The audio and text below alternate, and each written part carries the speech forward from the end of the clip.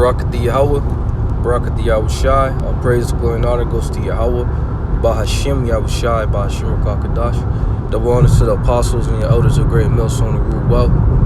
Alright, Shalom, wa Baraki, and Lahabakar, and peace and blessings to the elect. The Lord's will, this be an edifying video to the listeners, the sincere believers in Yahweh Bahashim Yahweh Shai.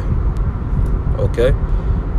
And essentially I was just meditating upon the fact that the days that we're entering into, all right, the men of the Lord are going to be of great value. Okay, and get a couple scriptures to edify on that point.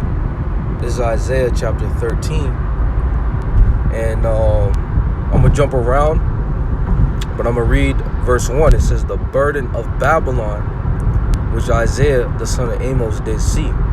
Because when you read this chapter, it goes into the destruction of America, all right, and how things are going to take place before the destruction of America.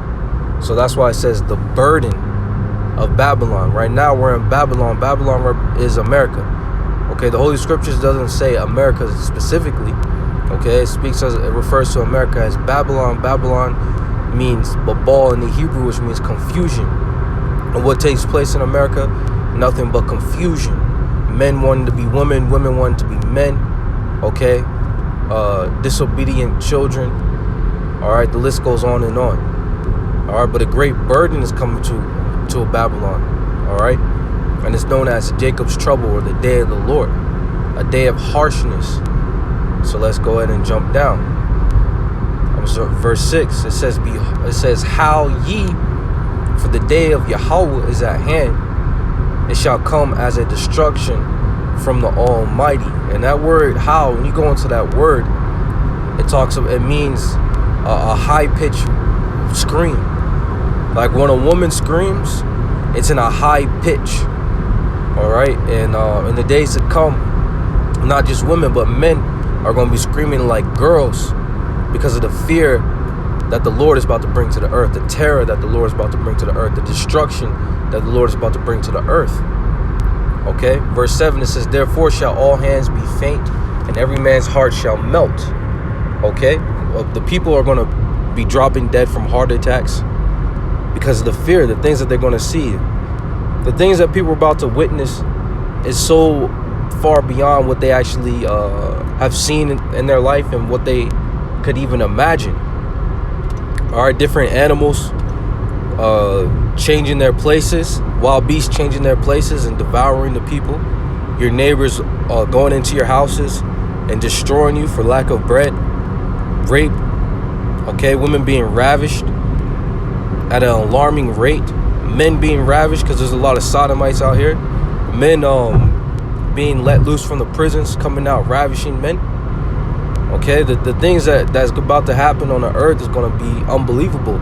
It's the scriptures refer to the times that we're entering into as a time of trouble that hasn't been seen on the planet Earth. And there's been great trouble on the planet Earth. There's been world wars. There's been slavery. There's been genocides.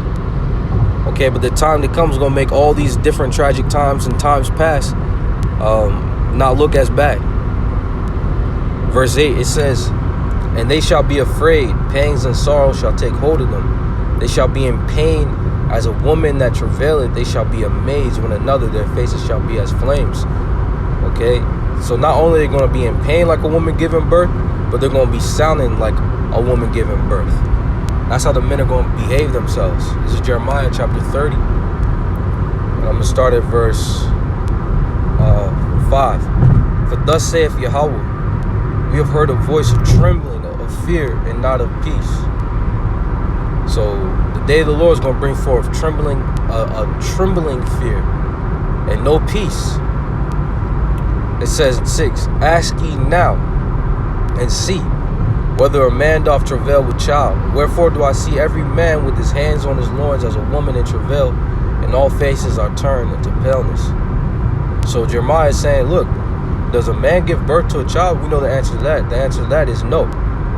But the prophecy that he's looking at, which is Jacob's trouble, which is the time which you're entering in, he's going, in the time to come, you're going to see men actually acting like women who are giving birth, screaming, all right, and pain. Verse 7, it says, alas, for that day is great, so that none is like it. It is even the time of Jacob's trouble, but he shall be saved out of it. And the point is that the elect, the 144,000 elect men, all right, and the 1/3 that believe on the message of Yahweh Bashim Yahushai, they're not going to be left in this trouble. The Lord is going to save us and deliver us, and that's our hope. All right, and the Lord has blessed us with this godly hope to meditate upon right now before this destruction comes. So we're not going to be caught off guard like the world is about to be caught off guard. Okay, here it is. Majority of the people think that this world is going to continue forever. They think things are going to go as they are, when they're being more wicked than they have ever been. The Lord is going to put an end to this wickedness. All right, and the men of the Lord are going to be of great value in that day. Because what? They have wisdom. And that's what's going to keep us stable. Let me get that real quick. This is Isaiah chapter 33, verse 6. It says, and wisdom and knowledge shall be the stability of thy times and strength of salvation. The fear of Yahweh is his treasure. So having the fear of Yahweh Bashim Yahushai is likened unto having great treasure, great riches. Okay? Stability. So the men of the Lord are going to be great. They're going to flourish in the days to come, because the Lord is going to protect them. He's going to protect us. Okay? They're going to be of great value. You see? It says strength of salvation. All right, I had a scripture, but I lost it. Let me go back to Isaiah 13. This is Isaiah chapter 13. And I'll read verse 9. The point that I wanted to get to is verse 12. But like I said, I'm going to hop around. Verse 9, it says, behold, the day of the Lord cometh, cruel, both with wrath and fierce anger, to lay the land desolate, and he shall destroy the sinners thereof out of it. So the Lord is about to, and that's the reason why this destruction is coming. At the end of the day, the Lord is destroying this place because wickedness have exceedingly polluted the whole earth. And the Lord is not, he's done with this wickedness. Just like in the times of Noah, he told Noah, like, look, wickedness is at an all-time high. I'm about to kill everybody on the earth by way of this flood. But I'm going to save you. And the same thing is happening now. The Lord told his elect men, I'm going to save you, build the ark spiritually. That's why we go out to the highways and the byways. That's why we do these lessons and sit-downs. And what? The Lord's going to have mercy upon us. The Lord's always be part of the elect. The rest of the world is going to be flooded by fire because they dwell in evil. All right. It says, verse 10, it says, for the stars of heaven and the constellations thereof shall not give their light. The sun shall be darkened and is going forth, and the moon shall not cause their light to shine. All right, the scriptures talk about how the day of the Lord is going to be a day of darkness. And it literally is going to be a day of darkness. All right, there's not going to be power. All right, when the missiles come, the actual smoke from the missiles is going to block out the sun.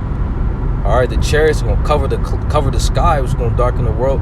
But also, wisdom, knowledge, and understanding is going to be scarce in that day, because the sun and the moon represents wisdom and understanding. And people they're going to be bugging out. They're not going to understand what's going on or what to do.